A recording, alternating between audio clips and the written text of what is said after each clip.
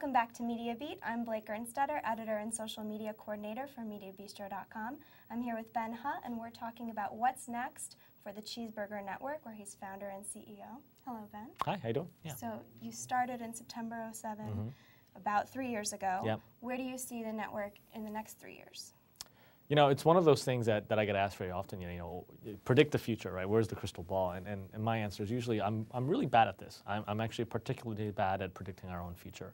For example, when we first got started, I never would have dreamed that we'd be at the stage that we are now. You know, 45 people in the company, reaching 16 million people every month. So we try not to make any predictions about the company itself. What we try to do is try to be responsive and nimble about what we want to do in terms of taking advantage of the marketplace. So, you know, I know that in 5 years, the internet will be an even bigger part of people's daily lives, that advertising dollars will continue to move on. There are some big facts I think we're pretty sure about, and we try to kind of point the company towards those big facts versus what we want to do the next few years. All right. You have a to-do list published on your blog, and one of those goals is to sell a company for profit. Yeah. At what point do you think you'll be prepared to do that? The problem with an entrepreneur is that they don't know what to stop. It's more of a mentality. It's more of a way of living life than an occupation. So I'm not in a hurry to cross that list off my plate. You know, it's one of those things where there's no doubt right now in my mind that the company is going to sell for profit. It's just, it's something that's not a big hurry for me. Because if I sold it, what would I do? I would probably do something else almost exactly the same. So I would go back and do the same thing. So why did you sell in the first place? All right. Yeah. You also said on that list you wanted to write a book. Yes. So is that far down in the pipeline? I've been asked, and I feel like right now I don't have the time to do it right. And I don't think this chapter is not quite over yet. You had offered privately to purchase Reddit from Well, actually, from I offered Condé very Nast. publicly.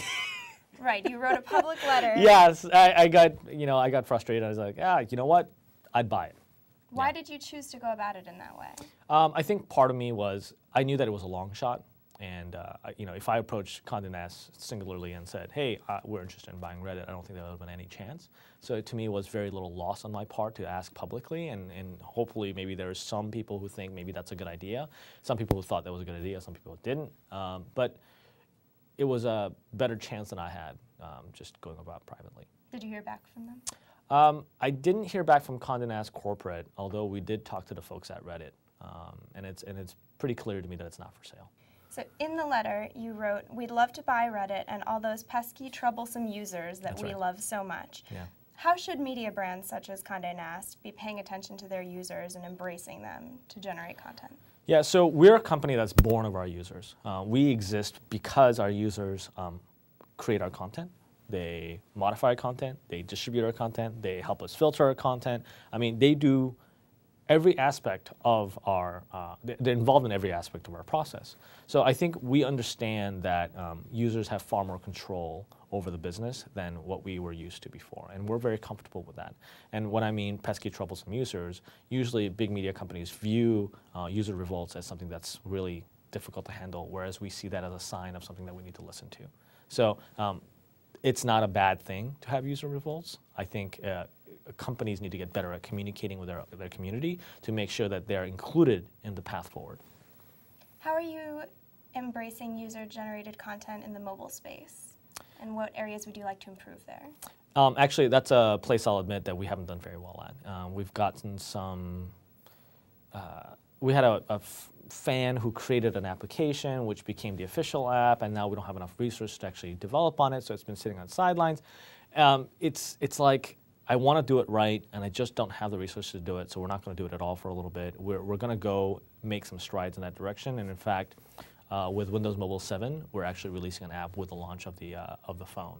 So we're going to take that, learn from it, take the template on a smaller market that's nascent, and try to apply it through our Android and iPhone as well. So do you think by waiting on it a little bit, you'll actually be ahead of the game when it goes live? I don't think we'll be ahead of the game. I think we're very far behind the game right now, but I want to do it right. All right. Yeah. Thank you. When we come back for episode 3, we'll be talking about Ben's career advice for aspiring digital professionals.